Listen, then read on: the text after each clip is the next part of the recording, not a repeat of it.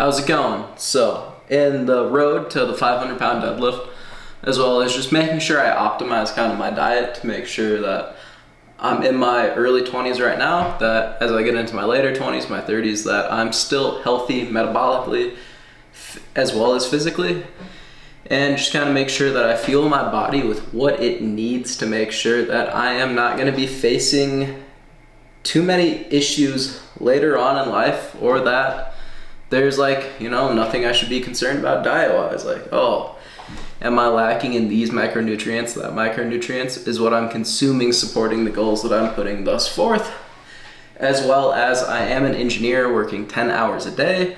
So while I'm working 10 hours a day on site, I kind of want to make sure that I'm getting in the proper nutrition while I'm there to support my goals outside of work, and just making sure that I'm eating healthy, sustainable things that are going to be, efficacious towards the goals that I'm working towards.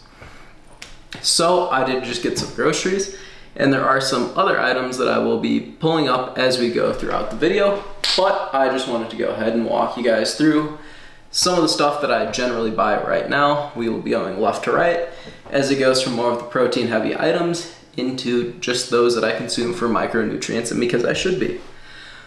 But given that a lot of the content on this channel is pretty fitness heavy, obviously we're gonna have to acknowledge my protein sources. So for this week, it is going to be 96.4 lean ground beef, which it's organic from Trader Joe's, shout out to TJ's.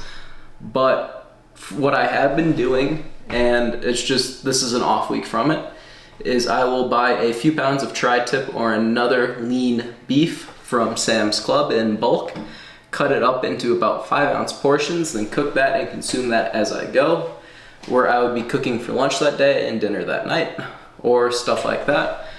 That way it's never too old of steak and I'm still getting in my protein content. So beef is one of my major protein sources, as well as it gets me in a lot of, I believe it is iron, as well as potentially, is it B12 the one that vegans get if they don't take a supplement for it? Then we go into milk this week, and generally I'm rocking 1% milk. Mix that in with protein shakes, mix that in with other stuff to make sludge, protein sludge in that case. Just help me get in that extra little bit of protein. Then we've got what you need, Greek yogurt. Honestly, I would prefer skyr, which is Icelandic yogurt. However, Trader Joe's doesn't have it in stock, and I have been too lazy to start my own production of skyr like I was doing in college. Then we get into another one just to change up textures, keep me enjoying it, and this one has less of a salt content than the one that I was eating in Milwaukee.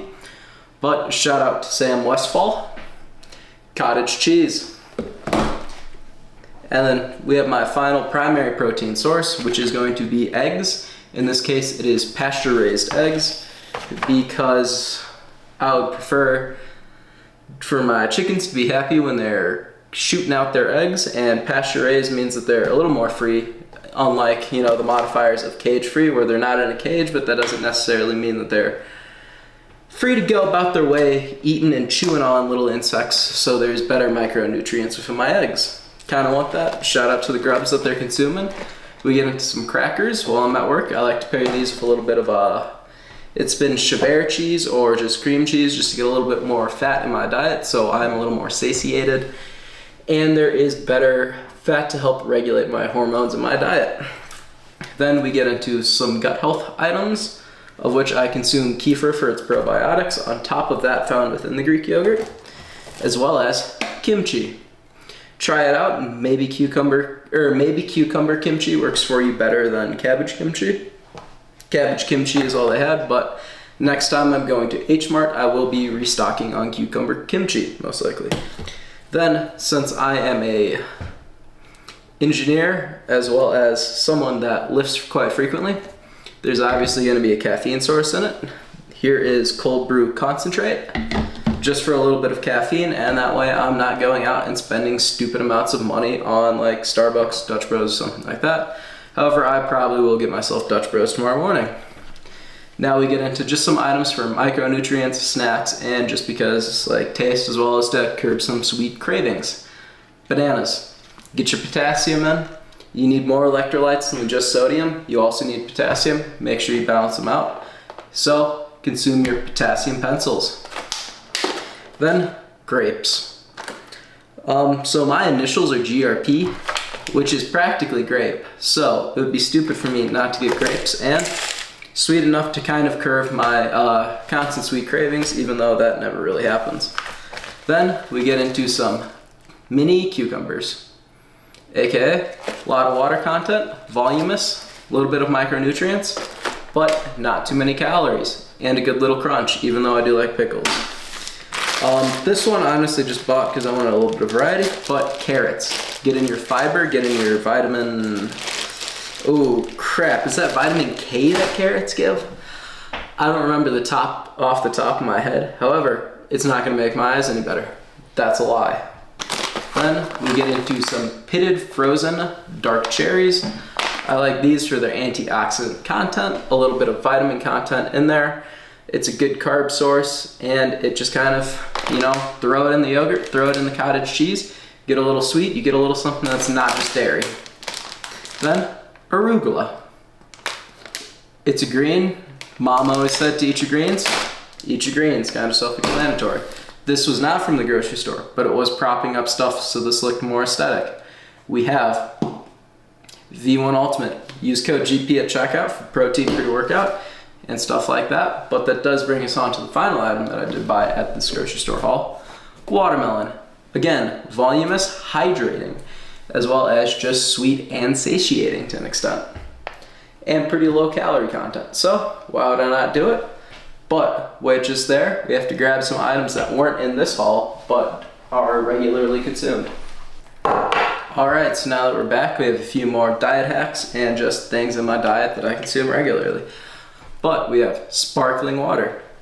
Because when you are trying not to consume your calories from liquids and stuff like that, sparkling water gives you a good option to where if you're craving soda and you want something carbonated, that should cover that niche, as well as if you want something with a little bit of flavor, it also covers that niche. So I do consume a lot of sparkling water. Then continuing on with the theme of kombucha as well as kefir, we have, oh wait, I spoiled it. Continuing on from the trend of kimchi and kefir, we have kombucha. Again, for probiotics and gut health, and I just do enjoy the taste of some kombuchas. So if I am having to drink my calories and want something effervescent, or in this case, sparkling, as it might be easier for people to understand, kombucha. This one is prickly pear, and I actually got it at a farmer's market. It is fantastic, and I will be going back to the farmer's market tomorrow. And I would recommend to always buy local and buy close when you can. Support small businesses. And then finally, speaking of small businesses, we have sourdough. Yet again, it is from a farmer's market. It's a good carb source for me, and I found that my body tolerates and processes it better than breads with more ingredients. This one I believe was like 3-4 ingredients if we're counting water, flour, the starter, as well as just a little bit of salt. So it just kind of keeps the diet light, keeps the diet healthy, but this is a majority of what I'm consuming on the road to 500, potentially the road to a marathon, and while I'm leaning out. But I hope you guys have a great day, and hopefully there is something that was thumbnail worthy in this video.